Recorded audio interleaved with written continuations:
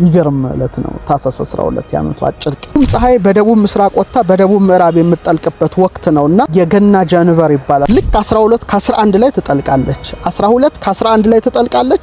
12 ከ35 ላይ ትወጣለች። በዚህ ወቅት በሰመር ሶልስቲስ ወቅት ፀሐይ ከአርክቲክ ወሰን በስተሰሜን ያለውን ክልል ላይ 24 ሰዓት ሙሉ አትጠልቅም። ከአንታርክቲክ መስመር ጀምሮ ደግሞ በስተደቡብ አቅጣጫ ብትሄዱ 24 ሰዓት ሙሉ ጨለማ ነው። እንዴት እንደሆነ እንመልከት።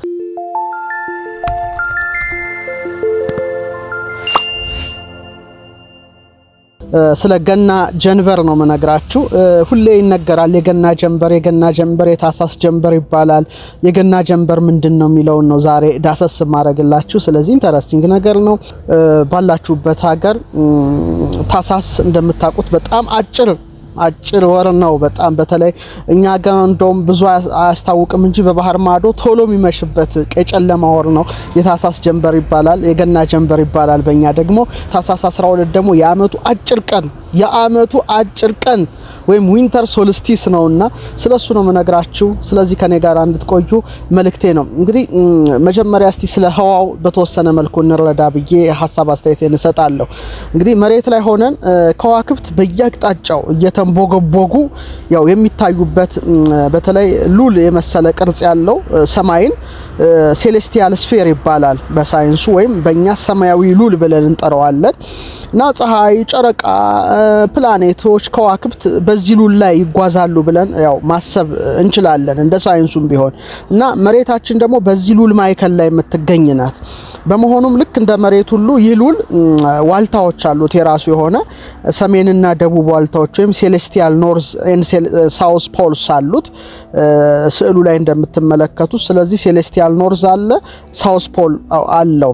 ይሄ ሰማያዊ ሉል ተብሎ የሚታወቀው እንዲሁም ሁለት እኩል ቦታ የሚከፈልበት ደግሞ የራሱ የሆነ ሴሌስቲያል ኢኩዌተር አለው። ሴሌስቲያል ኢኩዌተር ወገብ አለው።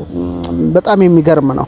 እና ፀሐይ በአንድ አመት ውስጥ በዚህ በሰማያዊ ሉል ላይ የምትጓዝበት ሰርኩላር ወይም ክበባዊ መንገድ ኤክሊፕቲክ ይባላል፣ የፀሐይ ጎዳና ይባላል።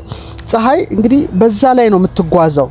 በጣም ይገርማል። በተለይ ዞዲያኮችን ስታቋርጥ በኤክሊፕቲክ ወይም ፍኖተ ፀሐይ ይባላል በእኛ በሳይንሱ ደግሞ ኤክሊፕቲክ ይባላልና በአመት ውስጥ በዚህ ምክንያት ቀንና ሌሊት እኩል የሚሆንባቸው ጊዜያት ደግሞ ኢኪኖክስ ወይም እኩሌ ይባላሉ። አጭርና ረጅም የሚሆኑባቸው እለታት ደግሞ ሶልስቲስ በመባል ይታወቃሉ። ስለዚህ ክቡራን ተመልካቾቻችን 4 ነገሮች አሉ ማለት ነው። አንደኛ በአመት 2 ቀናት ቀኑ 12 ሌሊቱ 12 የሚሆንበት ኢኩኖክስ አለ። ይሄ አንደኛው ነው። ሶስተኛው ደግሞ የአመቱ አጭር ቀን ዊንተር ሶልስቲስ፣ የአመቱ ረጅም ቀን ሰመር ሶልስቲስ ነው። ስለዚህ በአመት ውስጥ 4 በጣም ልዩ ነገሮች ብዙ ነገር የሚከናወንባቸው 4 ምስጢሮች አሉ። እነዚህን ካወቃችሁ ብዙ ነገር መረዳት እንደምትችሉ ሙሉ እምነት አለኝ። እስቲ በመጀመሪያ ስለ ኢኩኖክስ ወይም ቀኑም ሌሊቱም እኩል 12 ስለሚሆንባቸው ቀናት እነግራቸዋለሁ። የመጀመሪያው እንግዲህ የመጸው እኩሌ የምንለው ነው።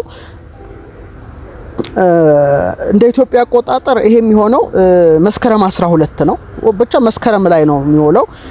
አንዳንዴ ደግሞ በምዕራቡ ሴፕቴምበር 20 ሊሆን ይችላል፣ 21ም ይሆናል። አንዳንዴ 22 የሚሆንበት አጋጣሚ አለና ልክ በዚህ እለት ፀሐይ ልክ የምድር ወገብ ላይ ሆና ቀኑም ሌሊቱም እኩል ይተካከላልና ኦቶመናል ኦር ፎል ኢኩኖክስ ይባላል። በእኛ ደግሞ እሪና መዓልት እሪና ሌሊት ዘመጸው የቀኑም የሌሊቱም መተካከል በመጸው ወቅት ይሄ መስከረም 12 ነውና ቀኑ 12 ይሆናል፣ ሌሊቱ 12 ይሆናል። ለዚህ ነው አዲሱ አመታችን መስከረም ከሆነበት ከብዙ ምክንያቶች መካከል አንደኛው ፀሐይ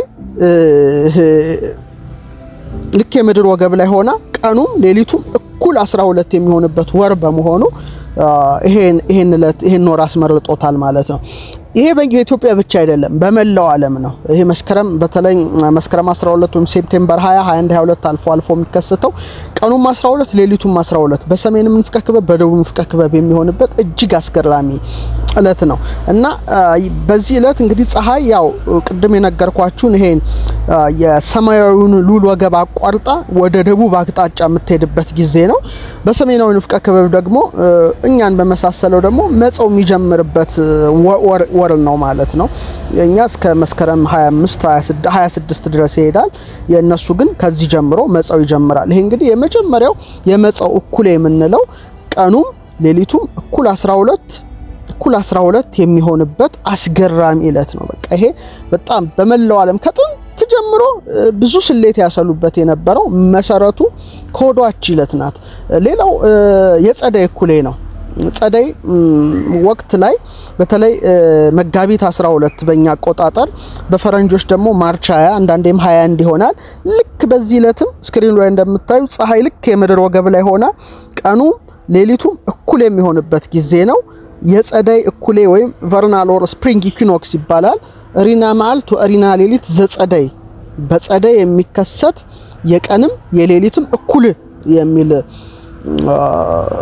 ቀመር አለና መጋቢት መባሉ ራሱ የሚመጋገብ ቀኑም 12 ሌሊቱም 12 ሆኖ ምግብና እኩል የሚሆንበት ሪና ማለት መተካከል የሚሆንበት ነውና ይሄን ማወቅ አለብን። እና እኔ ጥንቱን የኢትዮጵያውን የስነ ፈለክ ትምህርት ማር በነበረ ሰዓት ሰንጠረዥ የሚል ትምህርት አለ። በሰንጠረዥ ትምህርታችን ላይ የመስከረምና የመጋቢት ሰንጠረዥ እኩል ነው የሚሰራው። ቀኑ 12 ሌሊቱ 12 ሆኖ ማለት ነው። ምክንያቱም ፀሐይ ምድር ወገብ ላይ ሆና በሁሉም ንፍቀ ክበብ ቀኑ 12 ሌሊቱ 12 ይሆናል ማለት ነው። ስለዚህ ይሄ ሰንጠረዥ የሚባል ራሱን የቻለ እጅግ አስገራሚ ትምህርት አለና ክብር ለቀደምት ኢትዮጵያውያን አባቶቻችን ለማለት እወዳለሁ ይሄን ዕውቀት ለሰጡን። ስለዚህ የመጸው እኩሌ ይሄ ነው። የጸደይ እኩሌ ወይም ሪና መዓልት ወሪና ሌሊት ዘመጸው ሪና መዓልት ወሪና ሌሊት ዘጸደይ ብለን የምናስበው ነው። ስለዚህ በጸደይ እኩሌ ፀሐይ የሰማያዊ ሉል ወገብ አቋርጣ ወደ ሰሜን አቅጣጫ የምትሄድበት ጊዜ ነው። በተለይ ደግሞ ለሰሜናዊ ንፍቀ ክበብ ጸደይ የሚጀምርበት ጊዜ ነው።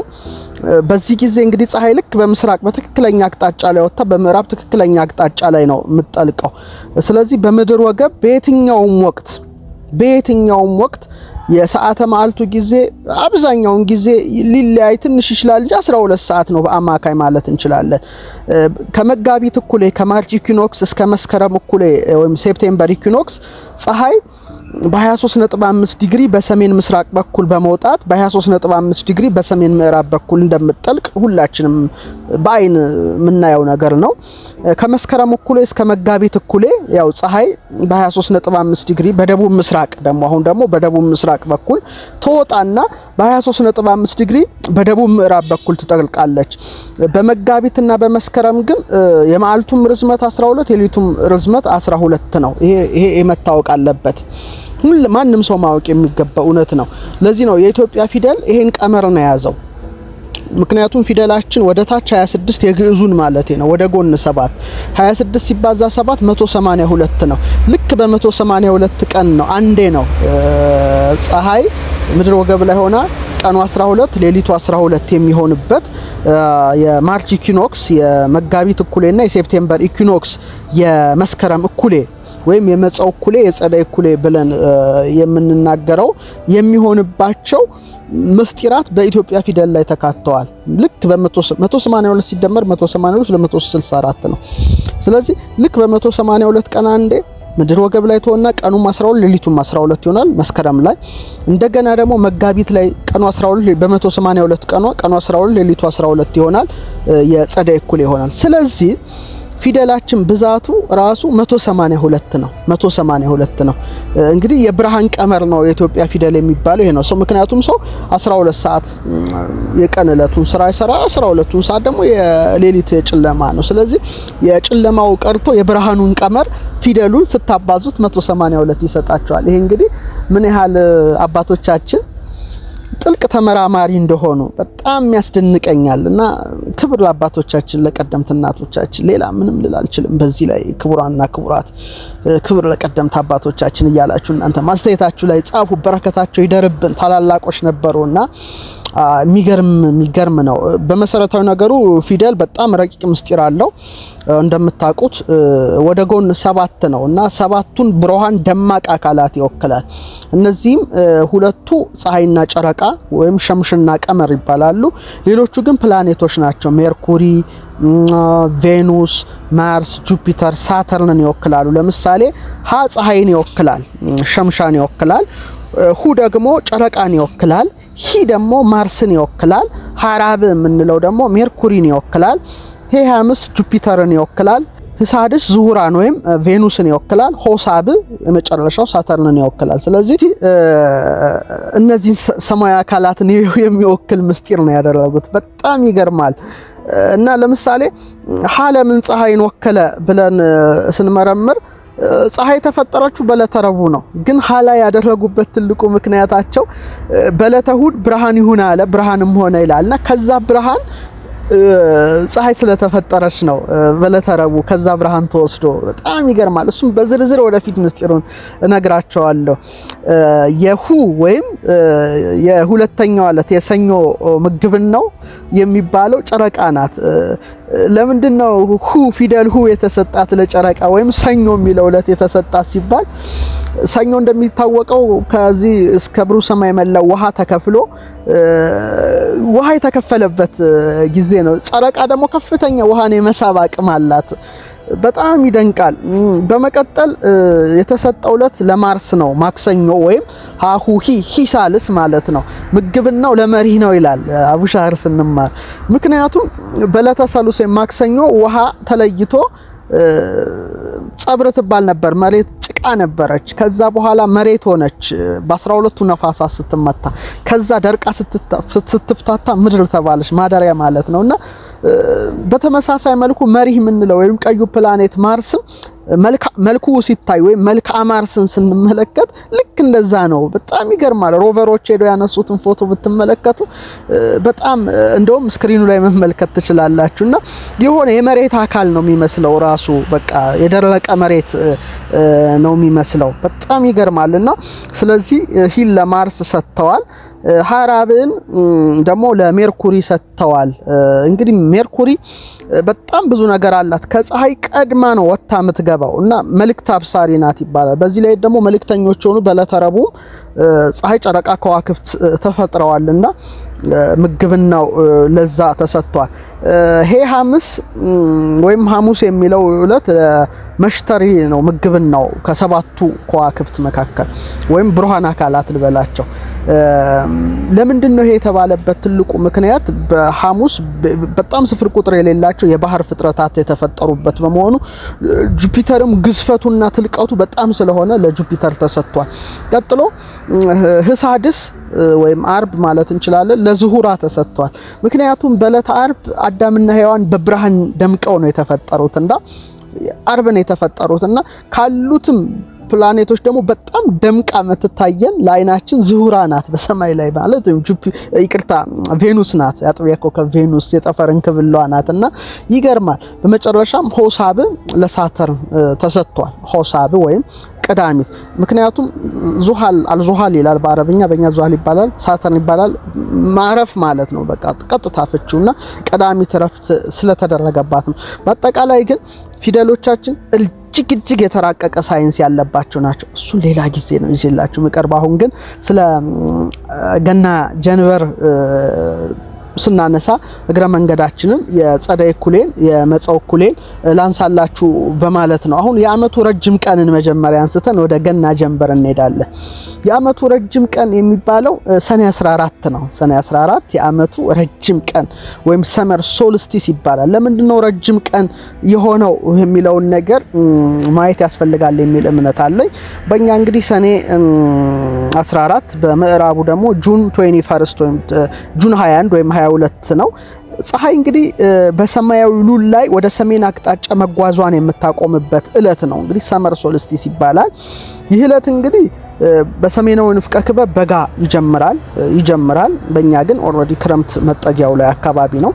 እንግዲህ በዚህ ወቅት በሰመር ሶልስቲስ ወቅት ፀሐይ ከአርክቲክ ወሰን በስተሰሜን ያለውን ክልል ላይ 24 ሰዓት ሙሉ አትጠልቅም። በጣም ይገርማል። እዛ አካባቢ ብትሄዱ 24 ሰዓት ሙሉ አትጠልቅም። በጣም የሚያስገርም ነው። ከአንታርክቲክ መስመር ጀምሮ ደግሞ በስተደቡብ አቅጣጫ ብትሄዱ 24 ሰዓት ሙሉ ጨለማ ነው። ይህ ወቅት እንግዲህ ሰሜን ንፍቀ ክበብ ላይ ቀኑ ይረዝማል። የመሬት ሰሜን ንፍቀ ክበብ ደግሞ ወደ ፀሐይ ያጋደለበት እንዲሁ ፀሐይ ከሰሜን ምስራቅ ወጥታ በሰሜን ምዕራብ የምትጠልቅበት ወቅት ነው። ስለዚህ ሰኔ 14 ረጅሙ ረጅሙ ቀን ተብሎ ይታወቃልና የሰኔ ጀንበር ከተባለ በጣም ረጅም ነው ማለት ነው። ሰኔ 14 ደግሞ በተለየ መልኩ ረዘም ይላል። አሁን ወደ ገና ጀንበር እንምጣ ክቡራን ተመልካቾቻችን። ታህሳስ 12 ላይ እንገኛለን።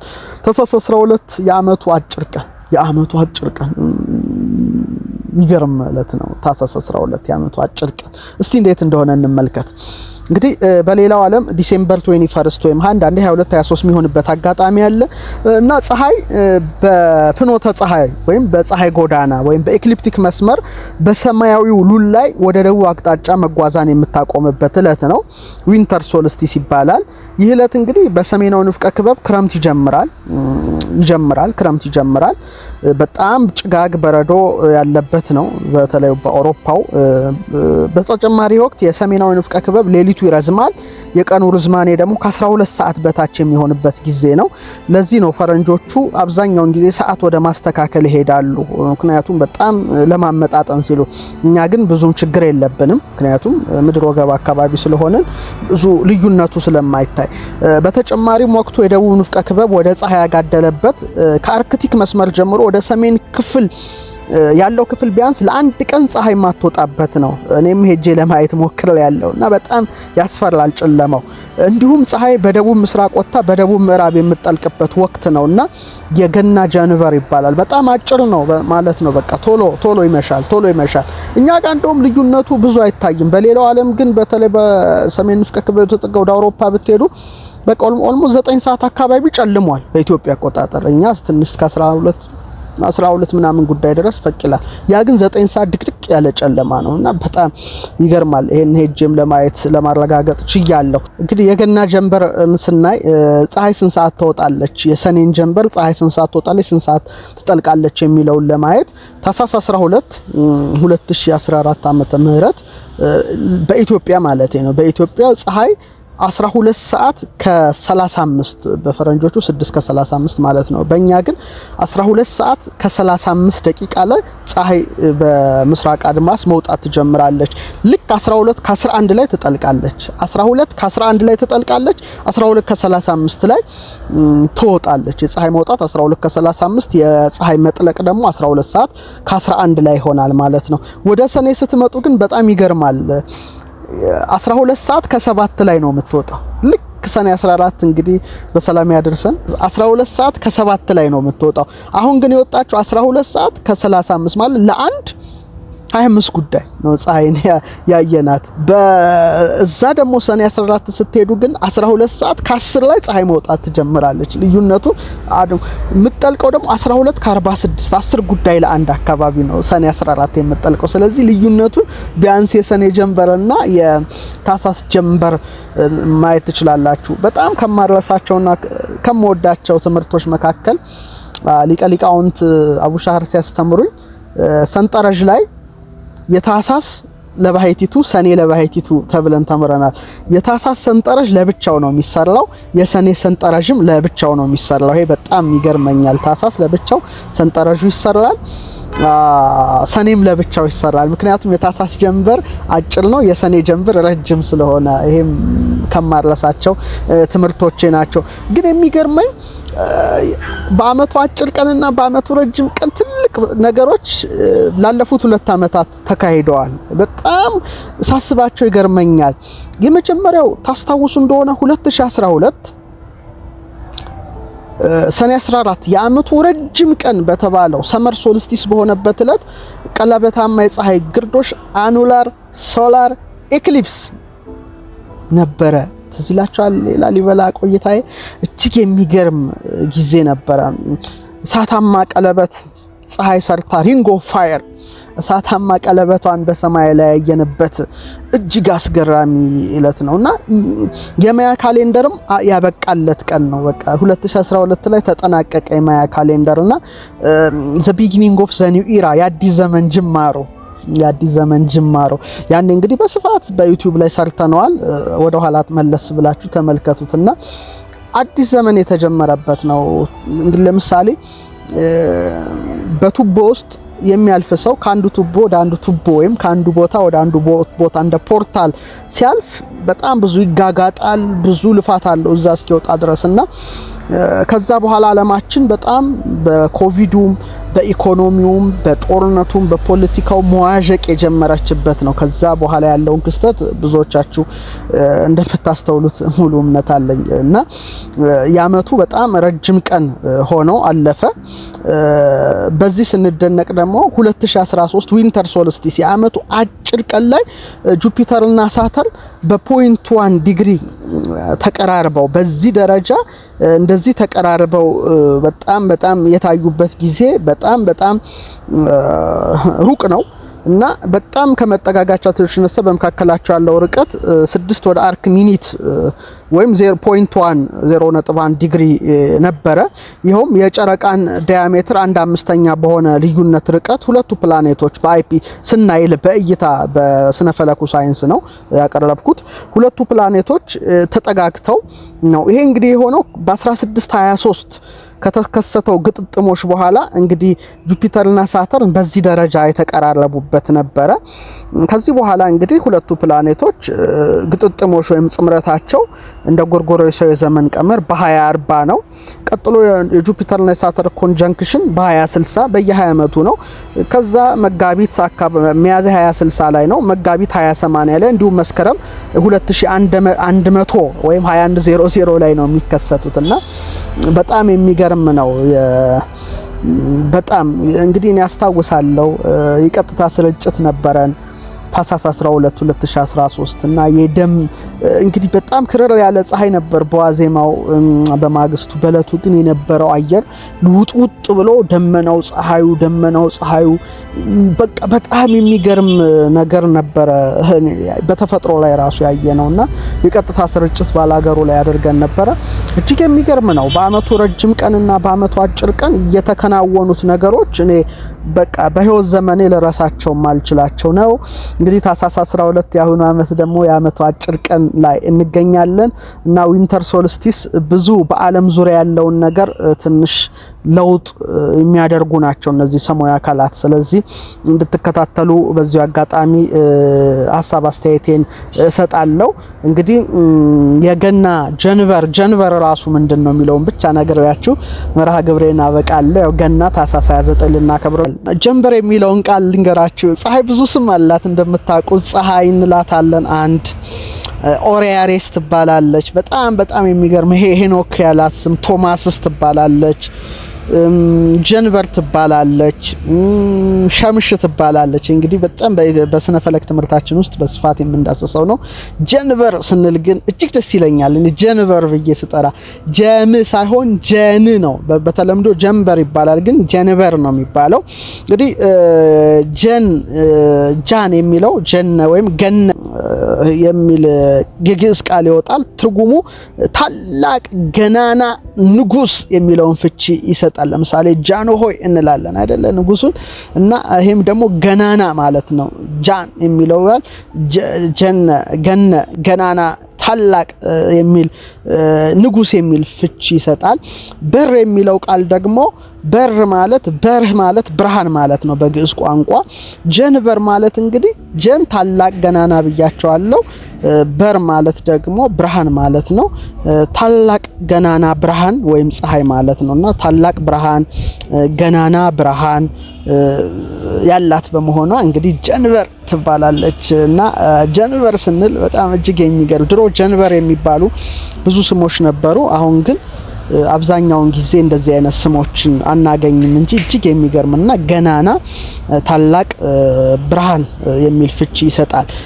ሌላው ቅድም እንዳልኳችሁ ለምሳሌ ጃንሆይ ስንል ንጉስ ሆይ ማለታችን ነው። ስለዚህ ጃን የሚለው ቃል ንጉስ የሚለውን ቃል ይወክላል ማለት ነው። በር ማለት ደግሞ ያው መውጫ መግቢያ በር እንደማለት ነው። እንግዲህ ጀንበሯ ፊቴ ላይ አንጸባርቃለች፣ እኔም እያየኋት ነው። በር ማለት እንግዲህ መውጫ መግቢያ ማለት ነው። ስለዚህ ጀንበር ማለት ሰማያዊው ንጉስ እግዚአብሔር በአራተኛው ዕለት ለዓለም የከፈተው የብርሃን በር ይሉታል አለቃ ደስታ። እንዴት አይነት ፍቺ ነው! በጣም የሚገርም ነውና ጀንበር በረጃን የሚሉት ሊቃውንት አሉ። እና ይገርማል። ጃን ማለት ጃንሆይ ንጉስ ማለት ነው። በር ማለት መውጫ መግቢያ ማለት ነው። ስለዚህ የዓለም ንጉስ የፍጥረታት ንጉስ እግዚአብሔር በአራተኛው ዕለት ወይም በዕለተ ረቡዕ ለዓለም የከፈተው በር የብርሃን በር ናትና ይገርማል። ጀንበር የሚል ፍቺ ሰጥተዋታል። በጣም ይደንቃል። ሶስተኛው ሊቁ ሲፈቱት ጃን በር ይሉታል። ጃን በር ጃን ማለት ወይም ጋን ሁላችሁ ታውቃላችሁ። እንስራ አለ። ከእንስራ ደግሞ ከፍ የሚል ጋን አለ። ትልቅ ከሸክላ እቃዎች ነው፣ ይበልጣል፣ ግዙፍ ነው፣ ገናና ነው። እንስራ አብዛኛውን ጊዜ ለውሃ፣ ጋን ደግሞ ለጠላ መጥመቂያ ምናምን እናገለግልበት። ከሸክላዎች በጣም ትልቁና ግዙፉ ያው እንደምታውቁት ጋን ነው። ከሸክላ እቃዎች ይበልጣል። በር ማለት ያው እንደምታውቁት በር ማለት ብርሃን ማለት ነው።